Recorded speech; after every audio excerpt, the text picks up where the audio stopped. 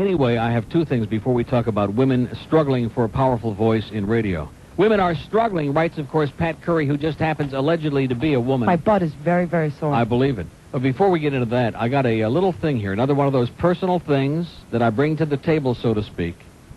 I don't want to go through the whole story because it's a long, ponderous story. I bought my house back in February, okay? Closed on the house in the middle of February. There was an alarm, a security system in the house when I got there. It wasn't hooked up. Nobody knew how to use it. After about a month, I finally called a security company that had put it in. Their name was on the box. They come out. They screwed up my phone system. They drove me nuts. I got rid of them. I come on the air. I told that story. Then I get another people that call me because they heard me talking about on the air. Oh, we'd love to come out. We'll straighten it out. We'll do that. We're the best. Beep, beep, beep. I've had two major incidents. First, my phones all went dead again because the first guy that came out screwed up the phone system, and there was a short, and there was this. And then all of a sudden, after the second guy came out and got it straightened out, allegedly, a day or two later, the alarm goes off, screaming and blaring. I'm just sitting there in the living room watching TV, and the thing goes crazy.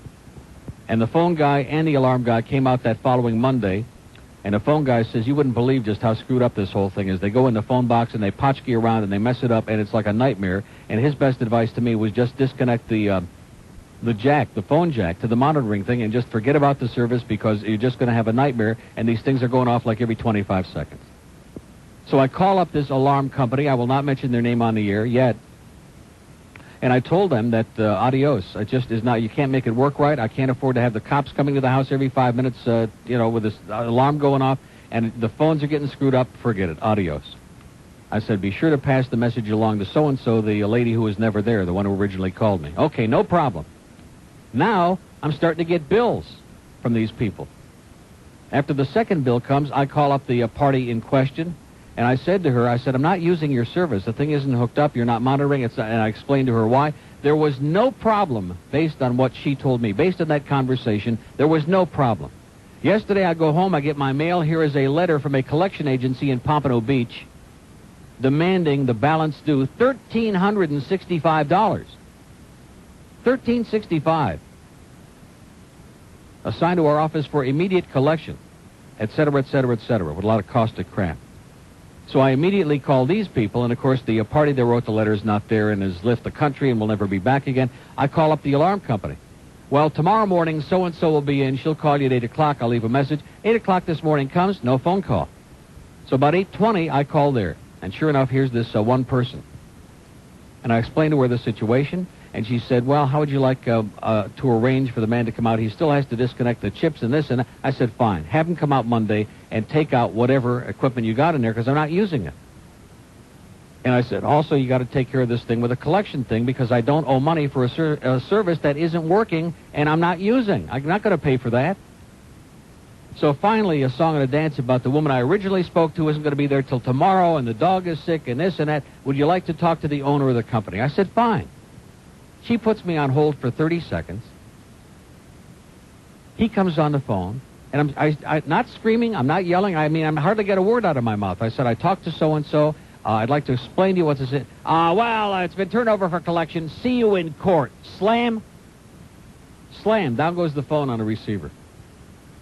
Now, that is a beautiful way to do business, okay? So, in other words, if these people really believe that I should have kept paying for a system that's not working and that I'm not using, why didn't they tell me that? Why is it that when I called there and explained to them what the deal was, no problem, okay? We'll see that it's taken care of was the last thing that I heard.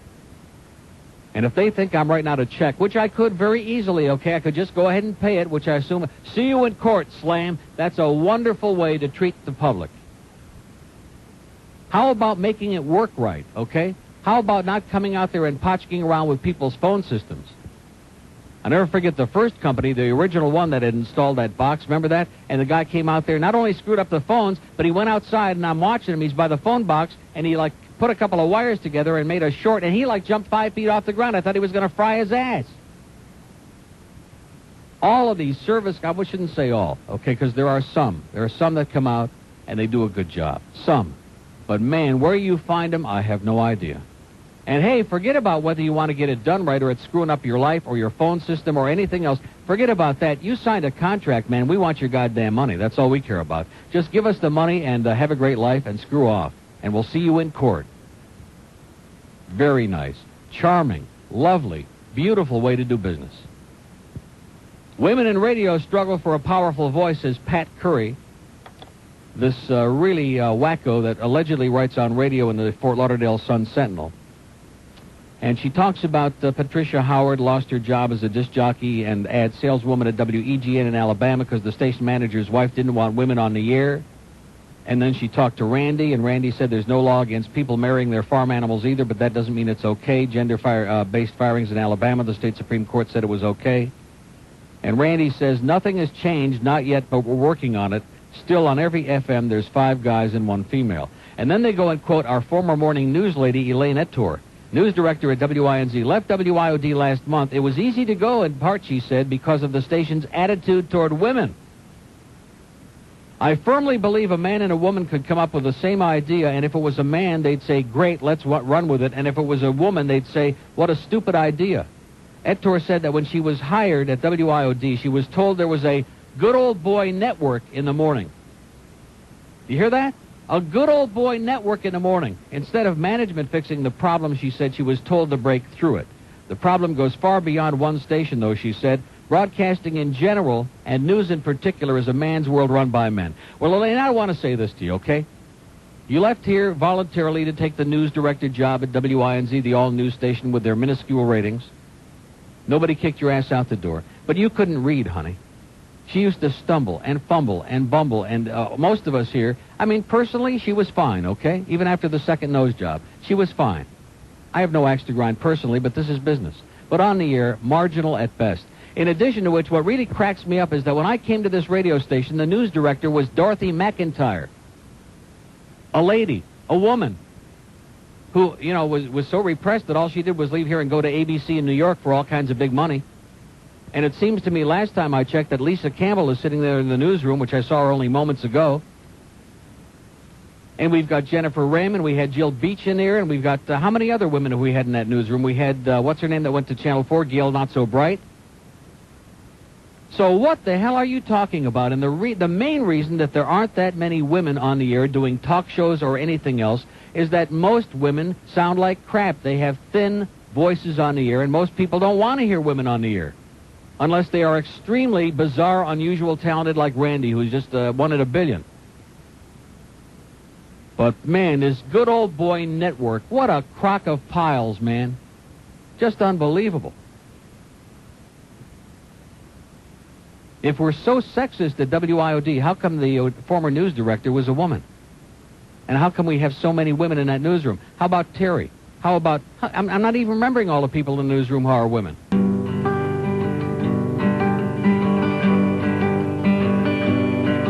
Sometimes I feel myself. It's the ultimate phone fantasy. We've combined the thrill of phone sex and the excitement of the Elvis talk line to bring you Talk Dirty to Elvis! Have the king satisfy your every secret desire. Oh, baby. Oh, so Elvis. Baby. Oh. Oh, what you do to me? Oh, what you do to the king? Oh. Baby. Oh. Baby. Oh, Elvis. Oh, king Oh. is done, baby. Oh, man, I'm really sorry. Oh, Elvis. Sorry, baby. That's right. Talk Dirty to Elvis! Call 1-900-TEDDY-BEAR. The king is waiting to talk to you. Call 1-900-TEDDY-BEAR now. Or just squeeze this. Here's a mobile in Miami. Hello. Hi, Neil. How you doing? Great. I had to tell you a story. I was headed out to Colorado a week and a half ago, and I got these 2 old farts in front of me reading the Hallandale News or whatever it was.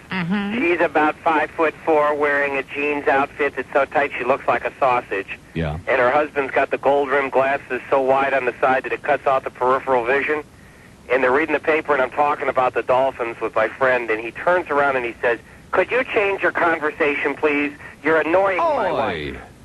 Yeah. You're annoying my wife. I said, you know, it's an empty airplane move. Incredible. The friend of mine and I got out to Colorado. We wanted to call you a couple times, but we could never get through because we just thought it was a story you'd want to hear. I mean, I was so flabbergasted. How old was this guy? About 150? Oh, he had to be at least 80. You know, and the lady's going... I'm going to tell you once again, and those numbers that we had yesterday, those statistics about the 10 oldest cities in America, the oldest medium age, all in Florida. And that's the problem with this state. It's an outdoor funeral parlor where nobody wants to let anybody else have a good time. They don't care if you got a job. They don't care about education. They don't care about the young people. They don't give a crap about anything as long as they can have their early bird and you don't have any kids in their condo development or any pets or anybody has a good time. Absolutely. That's why, South Dade is as much as it's a whole, it's a lot better than living up north with all the old people. Uh-huh. Can I have some Could you sweet change your low? conversation, sir? You're annoying some of the old farts in the audience. Exactly. You didn't want to hear about football anymore. Oi! So he wanted to talk about something else, Yeah. Something real important. Right. Like, can I have some sweet and low? Like Dentu cream. Exactly. Well, listen, have a great day, and don't do it again, Sonny. I promise I won't. Bye-bye. Bye. See ya. And the land of the dead, the land of the walking dead. Like Anne Bancroft said, we go to Florida to die. And we don't want anybody to have a good time while we're waiting to die, and we do our damnedest to make sure they don't, okay? So don't go bringing your little kids and pets into our condo development, or we'll throw your ass out on the street even if you're like dying of some horrible terminal disease. Forget it, because we're all heart. Not 10:52. I'm thinking to myself, Henry Barrow just came in, very sloppily dressed because he's on vacation for 2 weeks. And I thought, why would Henry come in? Just because it's payday, that might be one reason. But now I realize, because like a minute after he stepped into the room, Philadelphia showed up. It's Thursday. It's Philadelphia Day. I want to come be one of the good old boys. Yeah, that's the Good Old Boy Network. Here's one of the provocateurs of the Good Old Boy Network. Wasn't Dorothy news director? Yes. Yes, Dorothy McIntyre when I came here. A woman, Elaine, with talent, by the way, who's now at ABC in New York making jillions of dollars and didn't have to have a nose job or stick her nose up anybody's butt. God almighty. And we got like jillions of women in there in the newsroom. I get so sickened. I believe in equality for everybody based on talent, okay? If you got talent, you should get the job. If you're just coming whining around, I'm being discriminated against, screw you is what I say. Although in Elaine, I'll pass in that case. Here's Tampa. Hello. Hey, Neil. Yes, sir. Hey, I used to live down in Hollywood, and I moved over in Tampa in '89. A very positive move. No, not if you ever lived Like here. I said, a bad mistake. That's what the town is. It's like a big cemetery. Worse than Hollywood. Oh, we're far worse. God, what an indictment that is. Well, and then we have the succaneers here playing football, or what they think they're playing football. Nice uniforms, though, man. The best. The very you best. don't mind being blinded by the bright colors. Yeah. That's the idea. Let's try to distract you from seeing what's going on in the game. Well, unfortunately, we can still see the game. If we couldn't see it, we could smell it. It's horrible. It's the worst team I've ever seen, anyway. You could smell it? Are you talking about Vinny specifically or just in general? Well, all of Look at that. Stuffed cabbage. Look at that. And meatloaf? God. Not that I'm excited, sir. Anyway, I used to listen to the other station over here, FLA. Yeah. And this station that you're on over here, the first month you're on, I didn't even know it. It took somebody from down there came up here on vacation to see me, and when they were up here, they said, hey, Neil's on over here. And I went, no way. And they went, yeah. Yeah. There you were. Well, I want to tell you, I wanted to say it again, that the people at WWCN in little dinky Fort Myers know 1,000 times more about promotion and publicity and getting the word around than anybody who works at Cox Broadcasting with their $8 billion, okay? This company gives nobody any promotion, unless, of course, you're on the Slush FM where they don't promote personalities, just the music. Do you all, the promos that they play over here on TV and on the radio, do you all get a chance to listen to those? Do they tell you what they're using, or do they randomly pick what they want? Not if we can help it. Because they pick some of the lamest conversations to promote you with over here, and it's horrible. Dynamite. Nice going, Tom, you geek. I probably got more of my friends listening to you just from word of mouth than they have by running their dumb little ads. Well, thanks a lot, pal. We need all the help we can. I need to, if it's all right to go and call one person douchebag. Sure. Max McClear, you're a property tagging douchebag. Have a great day. You too, and have a happy Hanukkah. You too. Bye. Bye-bye. Well, have a nice whatever you're celebrating. Have a great holiday, everybody. Then we don't have to say it a million times. We have an open line in Fort Myers. 1-800-944. It's ringing already. This is a spectacular feast today from Philadelphia. Look at that. Come on, Dan. Dig into some food. We got meatloaf. We got stuffed cabbage. And we got potato latkes, huh? Potato pancakes. Is latkes in that glossary of terms, by the way, in that magazine? Kendall on the Star Line. Hello. Well, I'm by the airport now. Yes, sir? Listen, one of the reasons I listen to you is... What is the reason? Well, that I can, vicariously through you, get mad at these so-called service organizations. The worst. I mean, this morning, I go to get my computer, okay? It went in for service. And a little door broke on it that the battery goes in. Yeah. So they send it off because they can't repair the little door here. Mm-hmm. So meanwhile, I'm out of business for 2 weeks. They say 10 days. I give them 2 weeks. I go to pick it up today. They gave me a brand new computer. Well, why didn't they do that 2 weeks ago? Exactly. And the guy says, I don't know. And I said, would you move up, lady? Yeah, cut it out. So I'm in a real pissed off mood. Yeah. So anyway, I tell the guy, and he says, well, I don't know, but we'll have to call and complain. I said, well, get him on the phone right now. Well, we don't want to do it in front of the other customers. I said, look, I got guys that want to buy this computer, but if they're going to have the same sort of service problems, I'm not sending them here. Yeah. So he got right on the phone and called him and ripped him a new one, and I felt a little better. But Well, I'm still out of I'm business. glad you finally got some satisfaction, because this thing that I'm going through is so just extraordinary. I mean, not even a phone call, not the courtesy of a call. No. And when I called to tell them I wasn't using their system anymore, okay, no problem. We'll see that it's taken care of, yada yada. No problem. So But if there's as soon no, as if they there was said no those problem words- then how come there's a problem now? Right. Because they're so anxious to get all of my money at once. Well, I get real nervous when somebody says to me, no problem. Yeah. And that's one of the biggest... And then for the owner of the company to hang up, to slam the Oh, phone, yeah. you know, I could understand if I was screaming, if I was obnoxious, no problem. I could understand I deserved that. But I said, I'd like to explain to you what the real situation is. It's in collection now. See you in court. Yeah. Slam. In other words, I don't care if you're getting service or not, asshole. We just want your money. Now, if somebody were to find out who this company was that you were working with, Yeah. and they were to sort of, by accident, mention that name on the air, would that be okay? No. No. Well, we'd sure like to know when it all gets settled. Well, I'm going to give them an opportunity to straighten it out the next day or two. But if they want to, be assholes, then I'll be an asshole back. Okay? So do you have Mr. Kent on the case? No. No. You got rid of him, right? No, I didn't get rid of him. He's just too busy being a superstar. Have a great day. Thanks. See ya. We have an open line in Broward, 524. Here's another one of the good old girl network people in here in the studio, Lisa Campbell. How can you believe that she said that, though? No, Lisa said she can't. Elaine, you are a bitch, is what Lisa just said.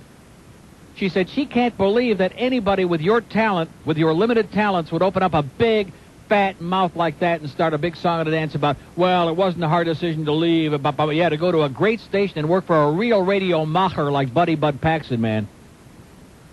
He could take gold and turn it into chicken droppings in like 2 seconds, that man. That's what kind of a radio programmer he is. God.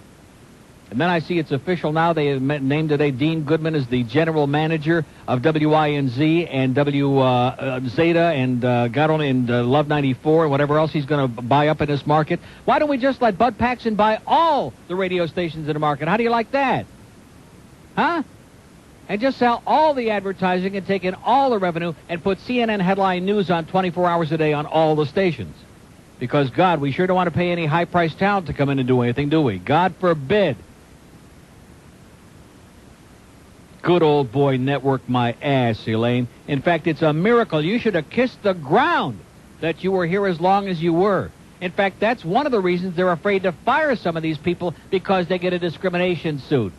You get an incompetent guy, and they'll kick his ass out the door in 2 seconds, except for Joey, who I guess has got the pictures of Boy Gary. But you get an incompetent male news person, they'll kick his ass out in a second. But you get a woman in there, we're very, very terrified to blow them out, because right away they want to go to court.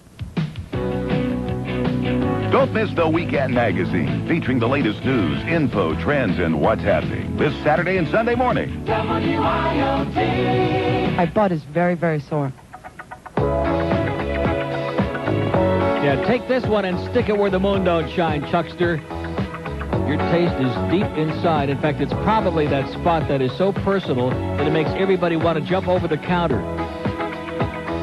and buy this album, too.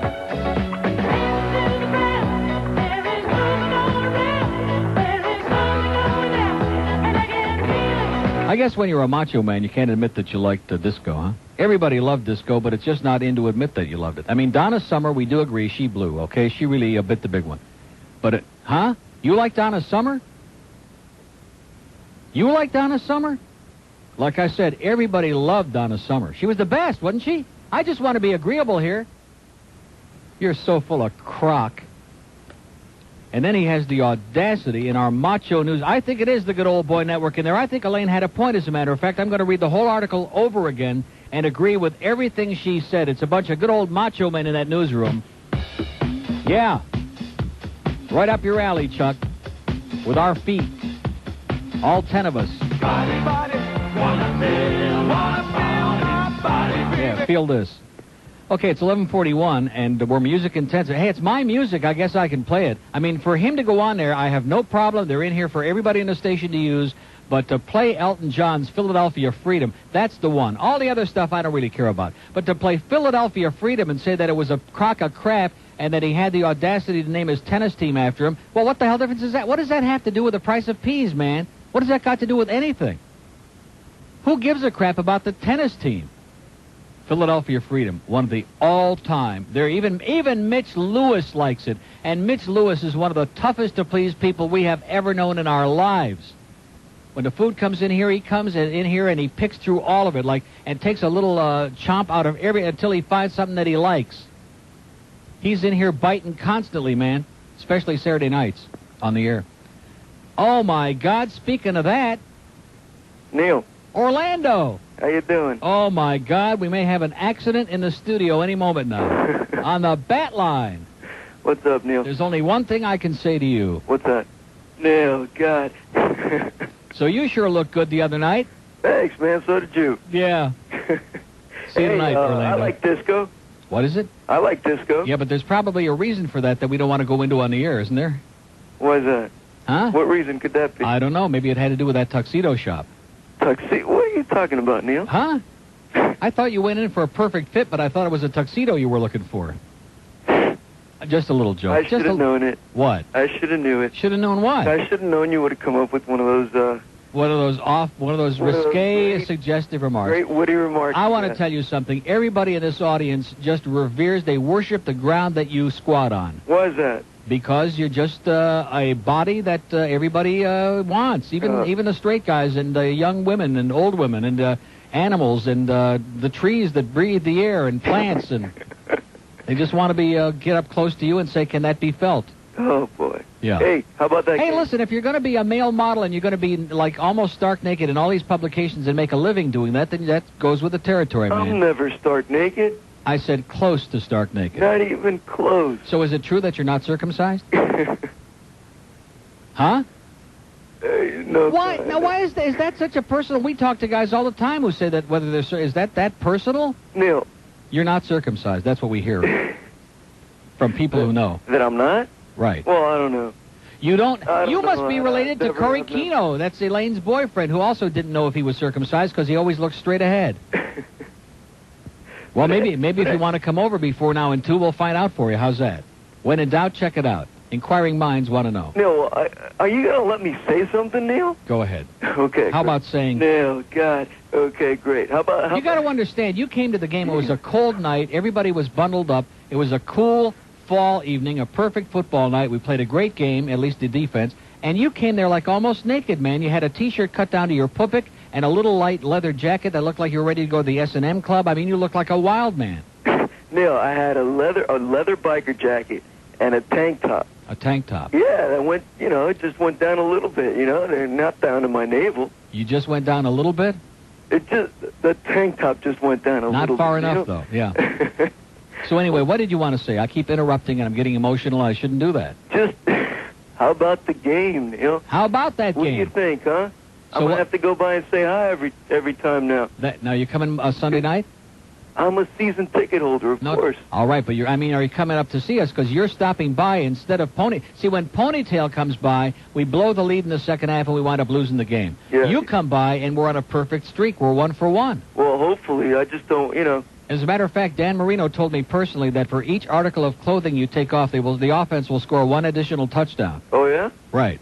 All right. Like for each sock, for like the BVDs and the pants and the shirt and the jacket. I'll just wear like 3 jackets, 10 pairs of shirts and stuff like that. Right, and then we'll just take them all off. We'll score like 200 points. Great. Now we're talking. Yeah, the defense was dynamite. Marco Coleman and Bryan Cox were just outstanding. They kicked ass. They're incredible. How'd you like that interception by J.B. Brown, huh? Yeah, incredible. They just have to be a lot intense, play with a lot of intensity. They have to play the whole 4 quarters. That's what bothers me about the offense. There are periods of the game when it looks like they like go into a shell, like a little bit of a coma. Yeah, I love Brian Cox. He's a badass. He doesn't take any crap from anybody. And how about Marco, man? And he's another badass. Boy. You know, if all the other pansies stop being such pansies. Right. And more, you know.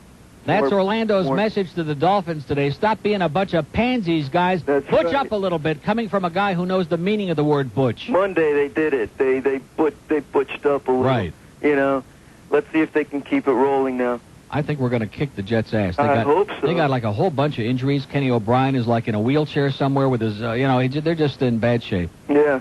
Well, let's see what happens. The Jets always give us problems, but I think we're gonna give it to the Jets. This week, right from the opening thing, I think we're going to come out there just loaded for beer. And I hope this week that the invocation, whatever Getchke they bring out to do it, lasts less than 10 minutes, okay? Did you hear that, Rabbi? Yeah. On and on, and bless the children and their parents and the people starving in Somalia and the people in the hurricane and the Jews and the Gentiles and Jesus and Moses. God almighty, we could have played another quarter by the time he got through. It was like, and the pool repairman and everything, you know. God. It was incredible. By the way, Randy had a message he wanted me to pass along to you. Oh, yeah? My butt is very, very sore. Is it? Yeah. Oh, great. That was the message. I don't know what it means. There must be some hidden significance there. Well, it's going to have to be felt. So let me ask you something. Is it really? When are you coming into the station? There are a lot of people here who would like to meet you. Oh, yeah? Would like to lay their eyes on your head. Just physically reach in there and take them out and just lay them on your forehead. Oh, great. Yeah. One of these days, let's see. I have a lot of... Yeah, I know. You got a lot of assignments to do in New York and Venice and Milan and Florence and Italy and here and all over. I know. I'm like, I have so much schoolwork to do. Much in demand, yeah. I have this afternoon I got to work. I have to work. Yeah. Yeah. Doing what? At the beach, at Miami Beach. Yeah. I don't know. I'm working for some German catalog guy or something. I don't know. Oh, yeah? Yeah. What do they have, like whips and chains, and they say, you will take it off? Is that what they do? No. Yeah. No, they just, some sportswear, I think. Really? Yeah. Uh-huh. So. Skimpy and scanty. But anyways, you think you can get me a seat down there? For next season? Yeah. Right between me and Fat Rich. You willing to do that? Yeah, how about my buddies? What? Your buddies are going to have, you can see them at halftime. How's that sound? Okay. Sit on the 50-yard line with us, fine. watch the game well, and you go up and see those losers at halftime and say, nah, I'm sitting right on the 50, guys. All right, great. How's that? Yeah, I don't care anyways. What? As long as I get the seat. Right, screw them, man. You Yeah, can see screw them them. anytime. Not often you get to hang out with celebrities. So we'll see you Sunday night. Okay, great. Take care of yourself. You too, Neil. Keep your eye on it. See ya. Bye. Wow. Neil, God. It's 11:49 on the IOD network. Here's Coral Gables on the Star Line. Hello. Hey, Neil. Yes, sir. How you doing? Okay. What did Elaine Etor say? She I missed said that part. She said that when she worked here, that she was told there was a good old boy network in the morning, and instead of management fixing the problem, that she was told to break through it, that the station had a crappy attitude toward women. And I'm going to say it again. What she evidently isn't aware of is that before she came here, the news director was a woman, Dorothy McIntyre, who was very, very good and went to work for ABC in New York when she left here. Well, not to defend what she said, I've listened to WIOD in the morning before Mike Ranieri gets on, and it's ridiculous to hear Henry Barrow, right? What does that mean? I mean, I'll tell you what, just tune in. I mean, I had my alarm clock set to it, and it was like, 5:30. And he's saying, and coming up next, and he keeps going on and on about... Wait a minute. So you don't like Henry Barrow, okay? I happen to Well, disagree no, I think vehemently. But no, what does I that? didn't What like- does that have to do with the station's attitude toward women? Well, what she's saying is it's a good old boy network. It's like her, or not her, but Mike Ranieri and Roger and all those guys. It sounds like a bunch of clowns.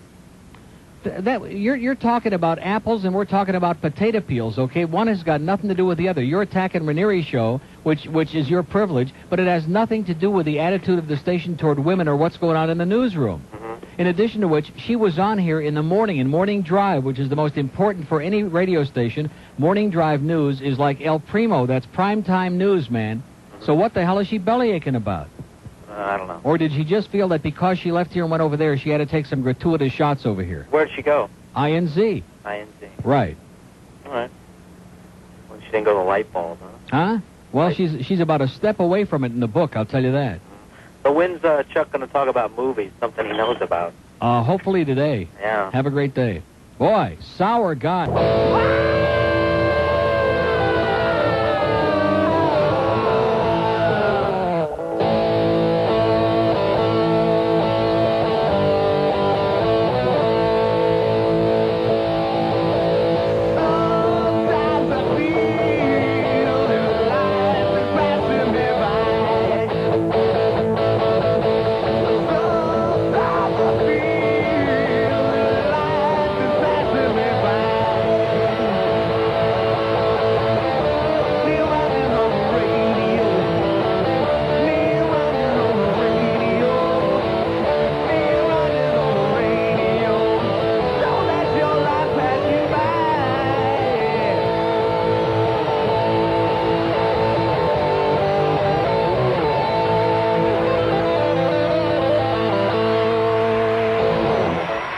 I agree. So Jeff from Pizza Loft, who is the Al Rogers of Italian food, chronic, I mean just a pest.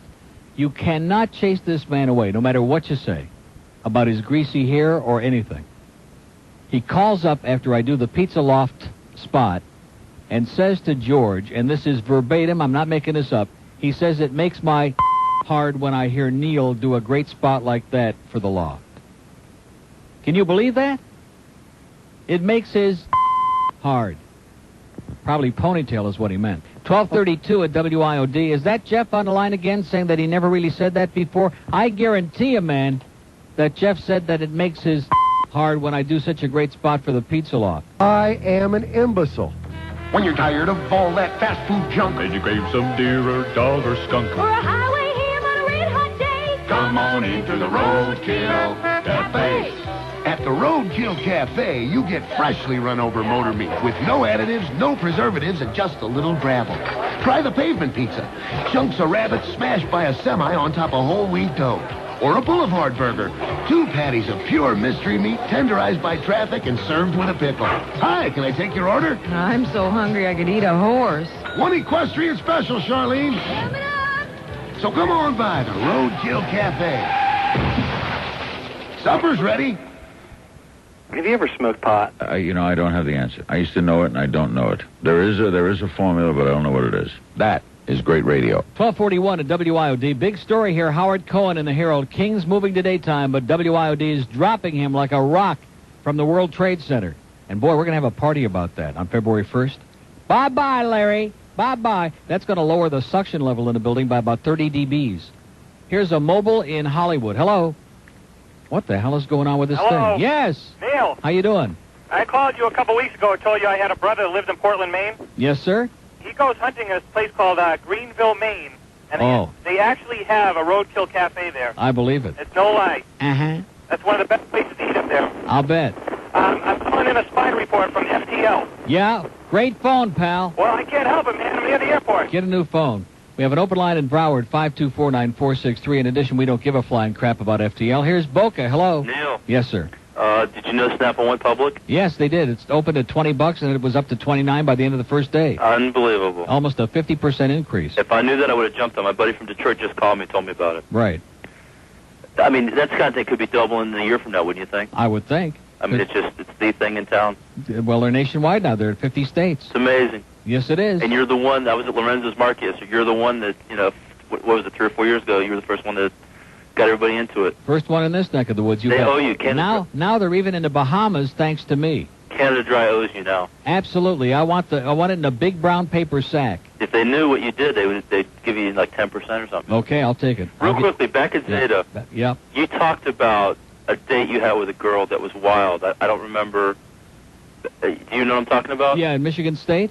Was it Michigan State? I wanted to say high school, but maybe it was. No, it was. I didn't have any dates with girls in high school. This was at Michigan State. We went on a grasser. That's what it was. Yeah. That's what it was. And I'll tell you, she was a knockout, too. It was too bad that I wasn't inclined. Her name was Arlene. She was from Detroit, and I rented a car.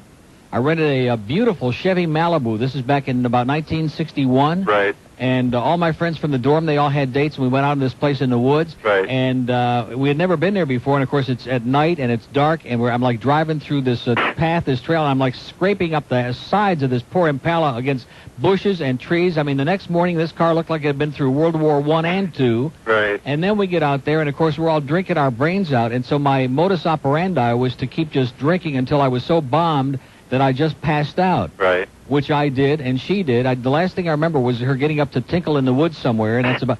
And then the next morning, I remember waking up in the dorm. That's the next. I don't remember anything between then, how we got back or whatever. I wake up in the dorm, and I look. I was in the bottom bunk, okay? Right. And I look up, and the mattress for my roommate's bunk is gone. And the reason being that I had puked all over the bed, all over the room, all night, and that the aroma was so exciting that he took his mattress in the room next door and slept next door all night. Unbelievable. Then I get up, no glasses, no watch. Seriously. It's incredible. We got to drive back out there, scour the woods, and miraculously my watch and my glasses were there in the woods. That's a wild story. Yeah. I remember it was like, I remember told that a few years ago today, it was a great story. Well, it goes to show you what great lengths some young closet queen will go to prove his masculinity. Incredible. Yeah. Have a good day, Neil. And you too. Bye. I remember it like it was only yesterday. Boy, that Porsche, what a beautiful car that was. I mean, it was like brand new practically. Not when I got it back. And you know, in those days, I don't know how it is now, but in those days when you brought it back and it looked like it had been through a war, they didn't care because their insurance covered it, and we thought they were going to throw our ass in jail or something. And we just said, well, somebody sideswiped us in the park. Ah, no problem. Don't sweat it. Have a nice life. Go back to school and drink a lot. Let me tell you something. The only thing bigger than the 1 to 2 hour is that Debbie Alice. Boy, is she a cow. Oh! Beady eyes, he looks like a nerd. They call him Bird.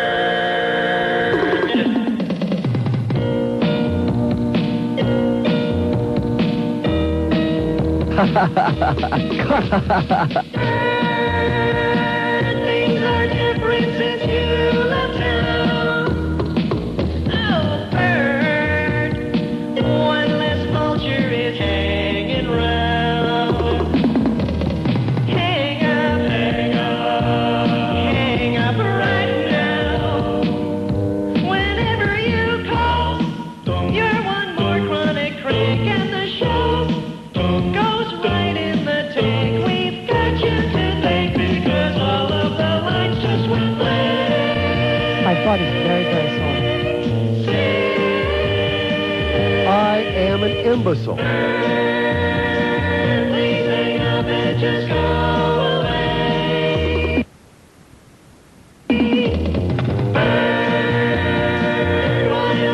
I think we need to put the carts on the floor. How would that be, Mitch Weenie, you idiot? What the hell were you thinking of? Oh! Don't call back till next day. It's the only station in America that has cart machines that are almost sitting on the floor. Well, one thing about today, man, it may not have been great, but at least I've been consistent. Total technical ineptitude. Everything I've touched has turned to shot during this 4 hours. 3 hours, whatever it is. It feels like 100. What the else would I want to play here? Oh, yeah, there were like 2 or 3 cuts left on his cart. Side up behind the net. Here's Richard going in on goal. He scores! Richard! Anderson and Messier again. Anderson scores! The center penalty coming up. Look at Lemieux. Oh, my heavens. What a goal. What a move. Lemieux. Oh, baby. What's this obsession with hockey? 108 at WIOD, your hockey-intensive station for the 90s, man. We are going to take that puck and just jam it in places that haven't been invented yet. That Manny is the biggest backstabber in the building. We already knew that, Adam. Have you ever had Billy Joel? I never have had Billy Joel. I had his wife, but never him. Yeah, I had him a long time ago in Miami. 117 at WIOD, and we're smoking and choking it today. We got the big tailgate party this Sunday night starting at 5 p.m. because it's an 8 o'clock game, of course, against the Jets. They're to be mediocre Jets. I know they beat the crap out of us up there. I know that. That's ancient history. Hi, this is Maury Povich wishing you a happy Hanukkah. I wonder if Connie Chung says Hanukkah. You know Connie Chung? Boy, I can't stand her. Miami Beach on the Star Line. Hey, Neil, how you doing? Pretty That's good. Funny. That's funny. Hey, I took your advice. I got the ticket defense team to represent me on a ticket. I got out here on one of these speed traps. Yeah. And we went up to court the other day at North State Justice Center, and Yes. They took care of me. No pointus. What did I tell you? And no suspended sentence. They know how to do it over there. I am telling you. They did it, all right. And I saw these other schleppers going to nobody, helping them out or anything. They went up there, and they got the same penalty as I did. They didn't get any points either, except I'm out $100. How the hell do you explain that? That's cute. What a jackass. What a moron. This is Learning to Spell with Darnell. I be Darnell Jackson, and today we're going to spell the word benign. Spell it with me now. Benign. B-E-N-I-G-N. Now, let's use it in a sentence. In arithmetic, 4 plus 5, benign. This is Learning to Spell with Darnell. I be Darnell Jackson. Here's Fort Myers. Hello. Welcome, friends. You're tuned to Pirate Radio, AM 770. I'm your host, John McHugh, and it's Polka Saturday. We invite you to come out and see us at Orange Row 54 at Flea Masters Flea Market, Martin Luther King Boulevard, Fort Myers, Florida. I am an imbecile. Good one. How are you, Neil? Is this John Jr.? Yes, it is. What a voice, John. Are you really a friend of his?